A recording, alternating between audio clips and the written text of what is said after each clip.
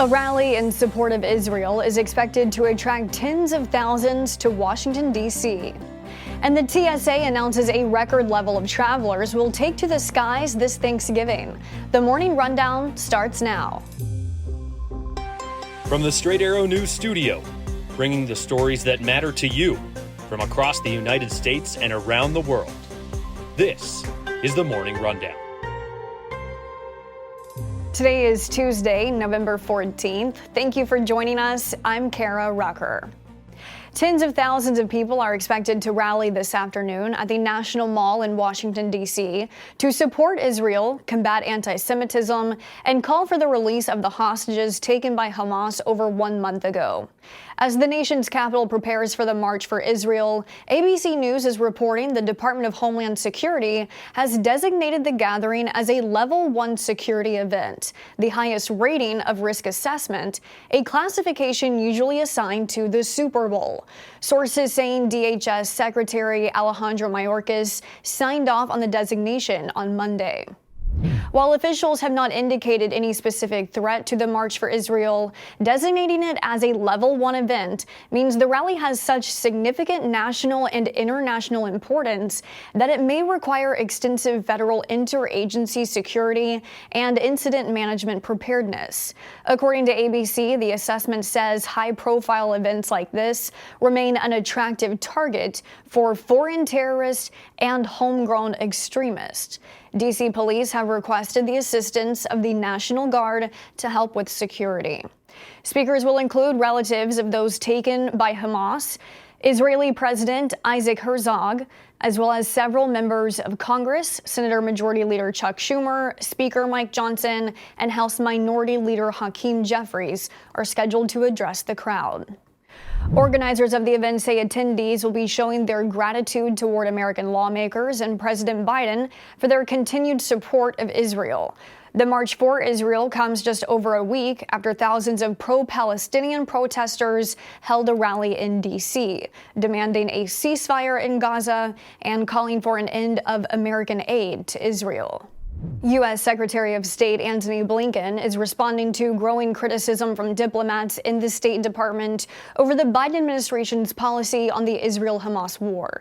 Officials telling multiple news outlets that at least 3 messages have been filed in the department's internal dissent channel, a system set up during the Vietnam War, criticizing the administration's firm support for Israel as the country continues its military operation in Gaza in response to Hamas's October 7th terror attack.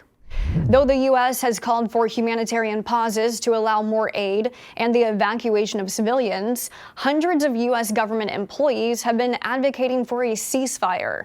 In his letter emailed to State Department staffers, Blinken, who just returned after a 9-day trip to the Middle East and Asia, acknowledged that the suffering caused by the crisis is taking a personal toll on many of them. The letter goes on to say, the anguish that comes with seeing the daily images of babies, children, elderly people, women, and other civilians suffering in this crisis is wrenching. I feel it myself. I also know that some people in the department may disagree with approaches we are taking or have views on what we can do better. We're listening. What you share is informing our policy and our messages. Blinken said forums for diplomats are being organized in D.C., and managers are being asked to have candid discussions with their staff to get additional feedback. The Supreme Court announced Monday it has formally adopted a new code of conduct amid scrutiny over alleged ethical lapses, including justices accepting luxury vacations and high-end gifts and using taxpayer-funded staff to promote a book, though critics note the ethics code did not come with a plan of enforcement. All 9 justices signed the 9-page code.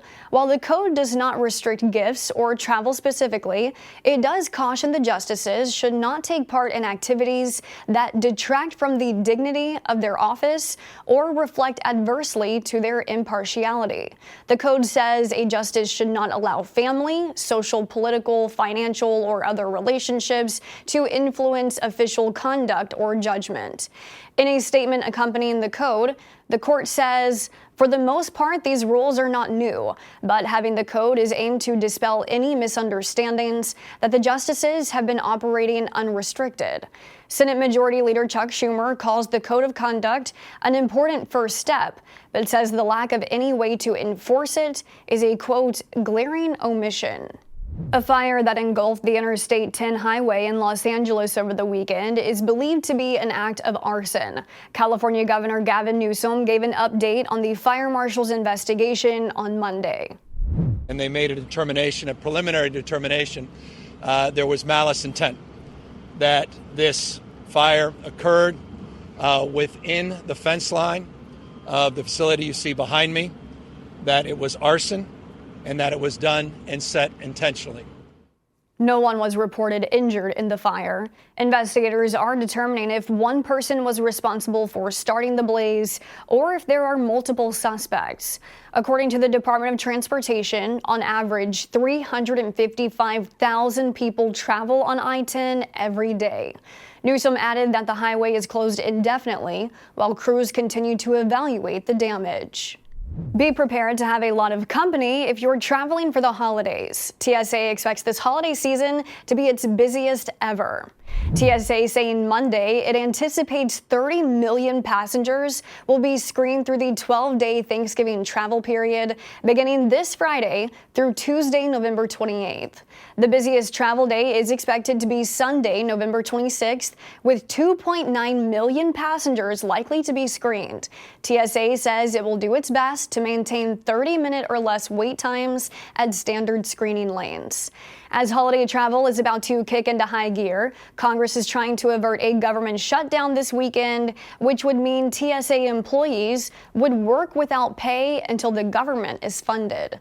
In another Thanksgiving holiday forecast, AAA projects 55 million people will travel 50 miles or more, with most 49 million Americans driving to their destinations.